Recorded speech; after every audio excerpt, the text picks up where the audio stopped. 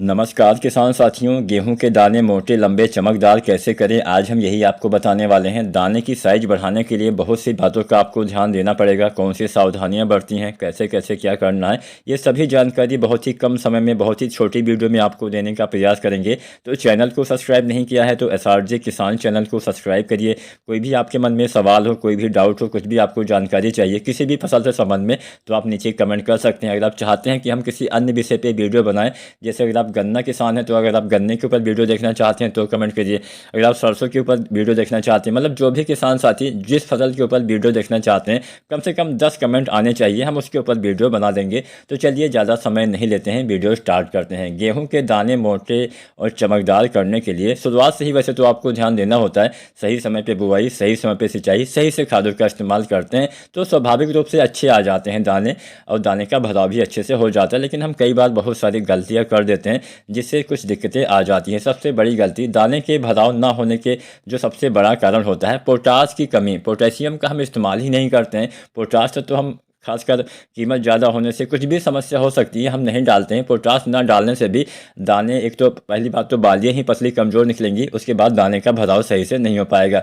तो यहाँ पे मान लीजिए आपकी अभी बालियाँ निकलने वाली हैं या फिर बालियाँ अभी कुछ परसेंट निकल भी आई हैं, तो ऐसी दशा में आप चाहें तो जो पोटास अगर आपने अभी तक ना डाला हो तो ऐसी दशा में आप पोटास जो आता है, जो NPK आता है, NPK 0050, इसका इस्तेमाल करिए। 1 से 1.5 किलो पर एकड़ के हिसाब से अगर आप डाल देते हैं, आपको उतना ज़्यादा लाभ तो नहीं मिलेगा, लेकिन हाँ कुछ मात्रा में इस अवस्था में पोटास की पूर्ति करके आप जो भी बालियाँ निकलने वाली है उसकी थोड़ा सा अच्छे से देखभाल करके आप अच्छे से बालियों की साइज ले पाएंगे। इसका इस्तेमाल बालियाँ निकलने से पहले भी कर सकते हैं, बालियाँ निकलने के बाद भी आपको तो करना ही करना है। बालियाँ निकलने के बाद NPK 0050 1 से 1.5 किलो, या फिर बालियाँ निकलने से पहले अगर आप डालने वाले हैं तो भी 1 से 1.5 किलो आपको किसान साथियों डालना होता है। अब बालियाँ निकलने से पहले आपको NPK जो है 0050 तभी डालना है जब आपने अभी तक पोटास न डाला हो।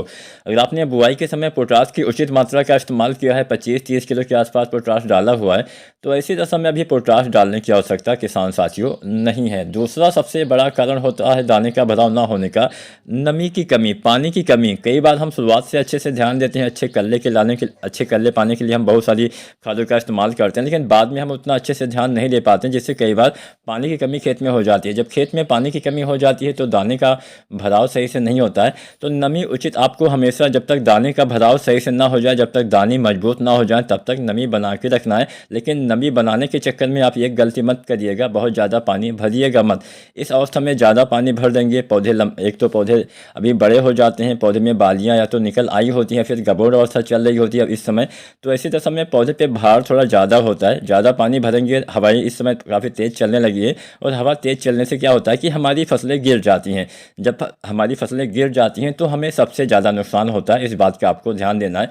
और दाने भरने के लिए एक चीज़ का इस्तेमाल आपको अवश्य करना है, बोरोन। अब कई बार क्या होता है, कई बार किसान साथियों हम बोरोन नहीं डालते हैं तो बोरोन की कमी वगैरह हो जाती है, तो क्या होता है कि पर परागण सही से नहीं होता है। पर परागण उतना ही जरूरी होता है जितना अन्य चीज़ें। परागण सही से ना होने से दाने ही नहीं बन पाते हैं, तो दाने का भराव कहाँ से होगा, दाने मोटे हम कैसे करेंगे, दाने में हम चमक कैसे बढ़ाएंगे। तो बोरोन 20% वाला 100 से 125 ग्राम बालियाँ निकलने से पहले, या फिर कुछ बालियाँ अगर निकल भी आई हैं कुछ प्रतिशत, 2-4 बालियाँ आपको दिख भी रही है, तब भी आप बोरोन डाल सकते हैं। बोरोन के इस्तेमाल से अच्छा फ़ायदा मिलता है, दाने का भराव बाद में अच्छे से करवाता है, पोलिनेशन में काफ़ी मदद करता है, पर परागण में काफ़ी हेल्प करता है, पराग नली के निर्माण में काफ़ी हेल्प करता है बोरोन। अब बालियाँ अगर नहीं निकली हैं तो आप एक खाद अवश्य डालिए, 05234। जब आप NPK 05234 डालते हैं, इसमें 52% फास्फोरस पाया जाता है। बालियाँ निकलने से पहले फास्फोरस का सबसे अहम काम होता है ट्रांसपोर्ट करने का, बालियों के अंदर तक, दाने तक, मतलब बालियों के विकास तक, आपके पौधे में जो भोजन बनता है उसको पहुंचाने का काम यहाँ पे फास्फोरस करता है, जिससे बालियों का सही से विकास हो पाता है। जब बालियों का विकास सही से होगा तो दाने का विकास, बालियों के अंदर जो दाने बनते हैं उनका विकास भी सही से होगा, जिससे दाने आपके, जब शुरुआत से ही दाने अच्छे आएंगे तो आपको अच्छा लाभ मिलेगा। मान लीजिए पहले ही दाने, मतलब बालियाँ ही छोटी हैं तो दाने कहाँ से मोटे आ जाएंगे।